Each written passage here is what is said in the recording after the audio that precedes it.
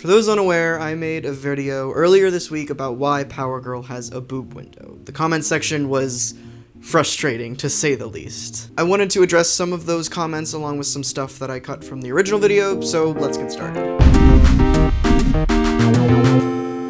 Hello and welcome to a shorter show with issues. I'm Auram, and the first thing I want to talk about is one of the most controversial points of the video. Lots of people were saying that Power Girl's boob window is fine or shouldn't be contested or whatever because men are just as sexualized. Now, Celeste did talk about how there's a difference between how men are portrayed and how women are portrayed, with women being sexual fantasies and men being power fantasies, but that's not what I want to hit on here. One of the biggest differences between the two sexes' portrayals in comics is that women are almost never varied in body type. Men can have all kinds of body types: short, tall, fat, skinny, whatever. Women, on the other hand, are 90% the same slim, top-heavy body type. What it really comes down to is being able to identify with a character. Men have so many characters with so much variety to identify with, whereas women are stuck with a plethora of one specific archetype. Speaking of archetypes, another thing that I cut out of the original video is personality in relation to how a character dresses. A character archetype that is largely used in fiction like comic books is the femme fatale, a woman who uses seduction and her body to her advantage. It would make sense for someone like this to wear a costume that shows a lot of skin, like Black Cat or Widowmaker for those that play Overwatch. The point is, Power Girl isn't a femme fatale. She's never exhibited character traits of one, and has sometimes been shown to be oblivious on the subject when people bring up her looks. Another thing that was mentioned a lot in the comments is that Kara's boob window is currently covered up by the classic Superman symbol. This happened in Earth 2 World's End number 16 after Superman sacrificed himself. While they were burying him, Red Tornado gave Kara a part of Clark's costume, and it attached to her, covering the window. This is all fine and good, but it's actually kind of a betrayal to Power Girl's character. A character trait of Power Girl is that she's always wanted to be her own person, set aside from the super family. This is evidenced by the bullshit missing logo explanation, as well as an encounter she had with the Star-Spangled Kid in All-Star Comics number 64. In this issue, Star-Spangled Kid offers Kara a triangle symbol with a P in the middle of it. Power Girl is immediately offended. She crushes the emblem and says this: "Why, you little chauvinist piglet, that's just a Superman emblem with a P instead of an S. I thought you understood. I may be Superman's cousin, but I'm not his carbon copy. I'm my own woman." It's slightly contradictory to her original intentions, but I will say it's a step in the right direction. Besides, she's wearing it to honor her cousin, not that she made a conscious design choice. So yeah, I hope this cleared up some stuff from the original video, or at the very least offered some extra insight on the subject. I could make hours of content on women in comics as a whole, but I'm gonna let it sit for a while. The comments on that video stressed me out a lot, and I'm sure the ones here will have the same effect, so I'm not gonna ask you guys a question this time around. Just be nice,